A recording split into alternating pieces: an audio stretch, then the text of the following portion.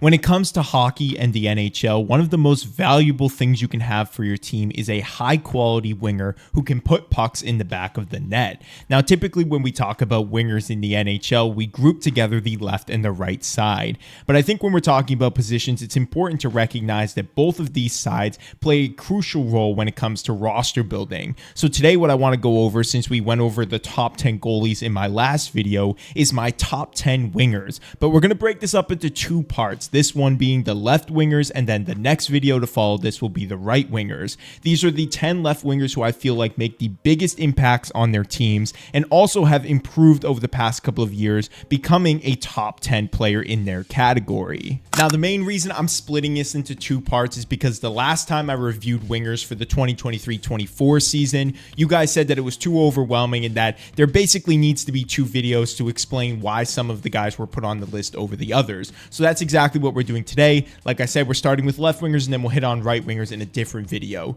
So if you guys have been liking the content lately and you haven't subscribed to the channel yet, make sure you do that now. Let you know whenever I post fun new content like this, and let's get right into it. At number 10, I have a newly acquired forward for the Tampa Bay Lightning. I have Jake Guentzel coming in this spot. Jake Guentzel finally proved to the hockey world that he is a player outside of the Crosby era or shadow, if you will. And I think this season for the Lightning is going to be massive for him after he just got that big contract and is now going to be playing on the same line as Nikita Kucherov and Braden Point. What's not to love about Guentzel's game? He knows how to get to those dirty zones. He has insane playmaking skills and dangles that will really leave your jaw dropped. I love Jake Guentzel, and I think this is going to be a great opportunity over for him in Tampa Bay. I think he's going to be playing alongside some other elite players, and this should really help excel his game, similar to the way that he was playing over in Pittsburgh. He lands at number 6 for me. I want to see what he's going to do in his first full year without Crosby, but either way, I'm a big fan of his game, and I think that he belongs on this top 10 list. With my number 9 pick, I'm taking Zack Hyman, a guy who took a massive step this year, playing alongside Connor McDavid on that amazing line. Now, Zack Hyman was over a 50-goal scorer this year and may just be on one of the best contracts we've ever seen in the NHL. His production took a massive leap this year as he found new ways to score and really was productive in front of the net, getting those kind of gritty goals that you usually expect from players like him. I think Zack Hyman is easily one of the more underrated left wingers in the game, and if he continues to have this same output season after season, I see no reason why we're not putting him higher on lists like these. Right now, he's cracking my top 10 because I feel like he was exceptional this year and deserves a lot more credit for his game than he usually gets. Next up, a guy who is incredibly dominant when it comes to his physical game and playmaking abilities, Brady Kachuck. Now, the Ottawa Senators have been up and down when it comes to their expectations. People think they should be in the playoffs, but they keep coming up short every single year. But this year, after making a few improvements, I feel like Brady Kachuck's game is going to continue to grow, and that's why he belongs on any top 10 list. Now, Brady Kachuck didn't have his best showing in the 2023-24 season, but I do expect him to come back big time next year. Kachuck's style of game is hard to come by, a guy who is able to be as physically dominant as he is, but still able to score at such an elite level. I feel like with what Ottawa is building and some of the talent that is surrounding Brady Kachuck at this moment, what they needed was a better defensive unit and goaltender, and that's something that they improved on this offseason. This will allow Brady Kachuck and that offense to be able to play harder and more aggressive in their opponent's end, allowing them to score more goals and set up players to actually win games this season versus the past couple of years. When it comes to Brady Kachuck, I feel like his playmaking is underrated. Like I said, he can score at an insane clip, and I feel like this season is going to be a massive step for him as he continues building his game. Coming in at number 7, I have Brad Marchand. Now, Marchand gets criminally underrated because a lot of people just don't like his ratty nature.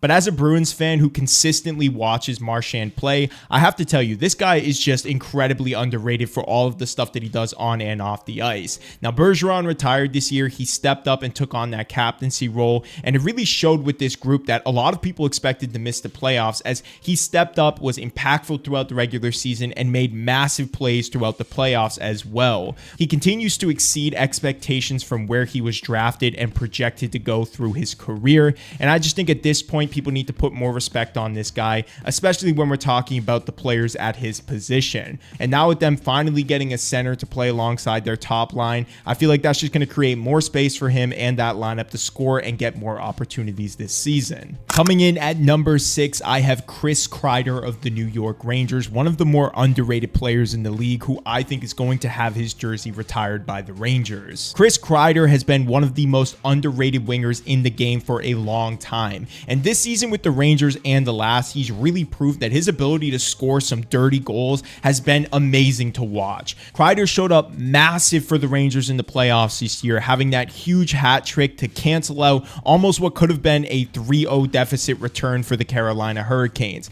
I think when it comes to Chris Kreider, he isn't the flashiest or the most visually skillful player on the ice, but if you actually enjoy hockey and you love the small things about the game, you'll see that Chris Kreider is the perfect winger to have on any top line. I think playing alongside guys like Zibanejad and Panarin, Trocheck has really helped elevate his game, and I think that Kreider is going to continue to excel as a New York Ranger as they push for their next cup in over 30 years. Like I said, he's been criminally underrated, so that's where I'm going to put him on my list. Coming in at number 5, I have Filip Forsberg, a guy who continues to be underrated for his style of play and just how well he's performed since joining the Nashville Predators. I think when it comes to Forsberg, he might be the greatest player to ever touch the ice down in Nashville. He continues to be underrated not only for his goal scoring abilities, but just for the pure talent alone. If you watch some of this guy's highlights, he continues to slip by defenders, put on these silky smooth moves, and just the way that he's able to finish in front of the net is easily amongst some of the best wingers in the NHL.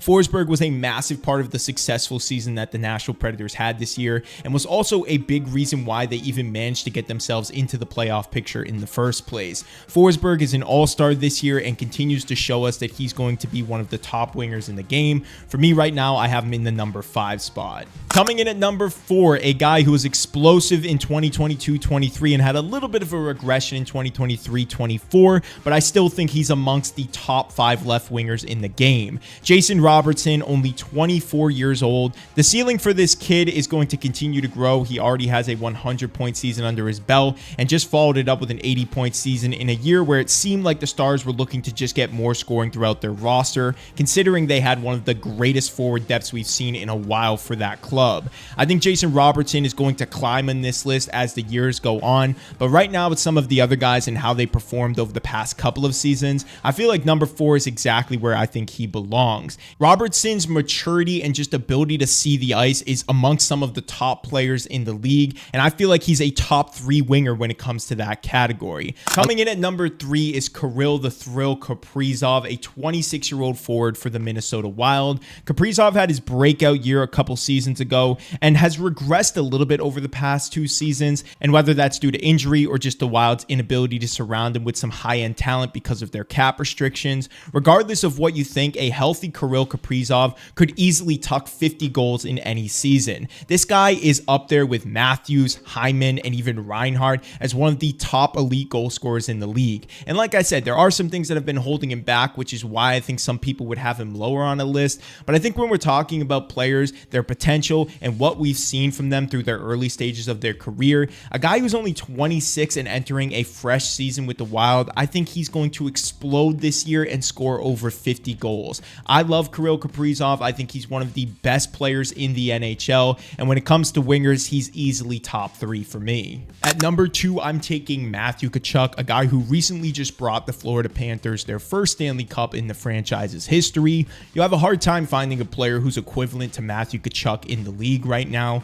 Not only does he provide you that elite scoring touch, but his physicality and ability to just get under every player's skin is really something that separates him from the rest of the pack. Not only has Matthew Kachuck been an MVP candidate over the past 2 seasons, but he also has really changed the entire culture of the team that seemed to be heading towards what was likely a rebuild before he arrived. Matthew Kachuck fits perfectly in with that Panthers culture, and I think right now he's easily one of the best wingers in the game. I think there's one guy who's slightly better than him just based on output alone, but don't get it twisted, Matthew Kachuck could easily be considered the top left wing in the game if it wasn't just for this one player based on my opinion. And last but not least, least, at 32 years old, Artemi Panarin continues to dominate the game and is the best left winger in all of hockey. The Breadman continues to excel, and I feel like he's been the top left wing for probably over 5 years at this point. Since joining the Rangers, his game has continued to grow and grow, and he just put up the best season of his career with over 100 points.